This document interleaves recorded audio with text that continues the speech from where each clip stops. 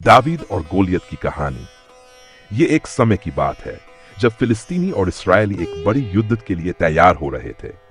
फिलिस्तीनी एक स्थान पर एकत्रित हुए थे जिसे सोको कहा जाता था और वे पास की पहाड़ियों पर डेरा डाले हुए थे, जबकि इस्राएल की सेना राजा साउल के नेतृत्व में एलाहा की घाटी में स्थित थी। दोनों देशों ने युद्ध के लिए तैयारी कर ली थी, लेकिन एक विशेष चुनौती थी जो इस्राएलियों के सामने खड़ी थी। फिलिस्तीनियों में एक विशाल और भयंकर आदमी था जिसका नाम गोलियत था। वह एक विशालकाय आदमी था जिसकी लंबाई 3 मीटर से अधिक थी। उसका कवच कांसी से बना हुआ था, भारी और प्रभावशाली था, और उसकी भाला इतनी लंबी थी कि वह एक खंबे जितना बड़ा था, और उसका सिर 6 किलो वजन का लोहे से बना था। गोलियत रोज सुबह और शाम को आकर इस्राएली सैनिकों से चुनौती देता, उनका मजाक उड़ाता और उनसे कहता कि कोई एक आदमी उससे लड़े। तुम क्यों निकलते हो लड़ाई के लिए? वह चिल्लाता। कोई एक आदमी चुनो जो मुझसे लड़े।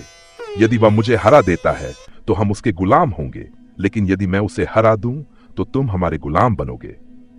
इस्राएलियों के बीच डर फैल गया था।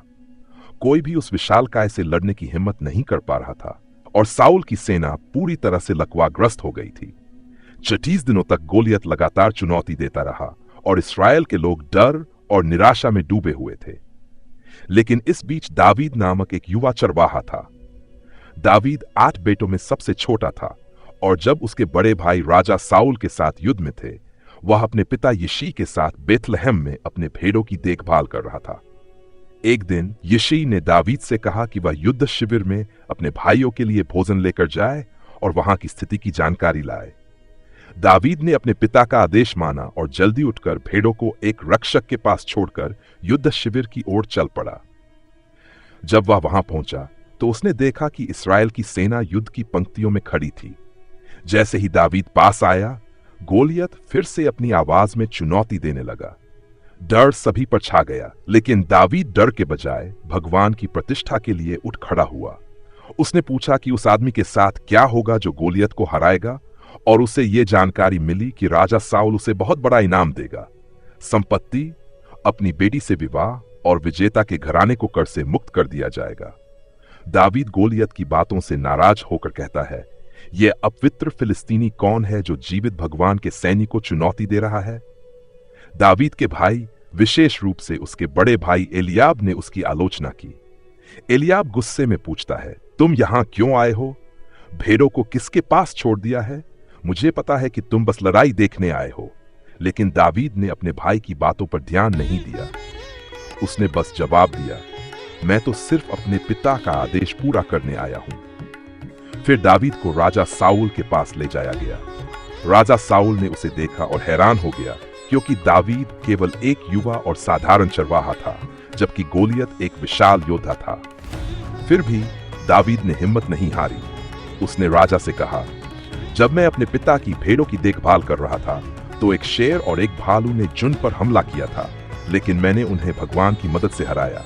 यह फिलिस्तीनी भी वैसे ही हार जाएगा। भगवान मुझे उसे भी बचाएगा जैसा उसने उन जानवरों से मुझे बचाया। राजा साउल दावीद की श्रद्धा से प्रभावित होकर उसे युद्ध में भेजने की अनुमति देता है, लेकिन उसने उसे कवच पहनने और तलवार देने की कोशिश की। हालांकि दावीद उस कवच के साथ ठीक से नहीं चल पा रहा था। उसने राजा से कहा, मैं इसे नहीं पहन सकता क्योंकि मैं इसका उपयोग नहीं जानता। फिर दावीद ने कवच उतार दिया, अपनी सिल्ली लेकर 5 चिकनी पत्थरें लीं और युद्ध भूमि की ओर बढ़ा। दावीद में हिम्मत और विश्वास था।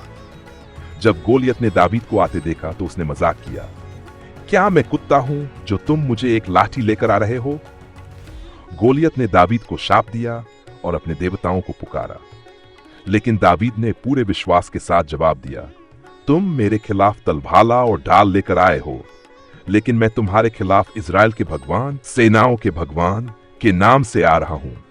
आज ही भगवान तुम्हें मेरे हाथों में सौंप देगा और सारी दुनिया जान लेगी कि इज़राइल में भगवान है। दावीद ने पहला कदम बढ़ाया और अपनी सिल्ली से एक पत्थर को गोलियत के सिर पर प्रहार किया।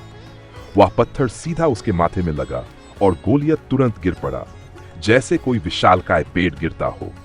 गोलियत भगवान की शक्ति से पराजित हो गया।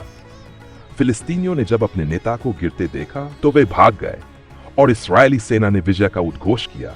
दुश्मनों का पीछा करते हुए युद्ध जीत लिया। दावीद, वह युवा चरवाहा, उस दिन का नायक बन गया और सबने ये माना कि उसकी जीत उसकी ताकत से नहीं बल्कि भगवान पर उसके विश्वास से आई थी।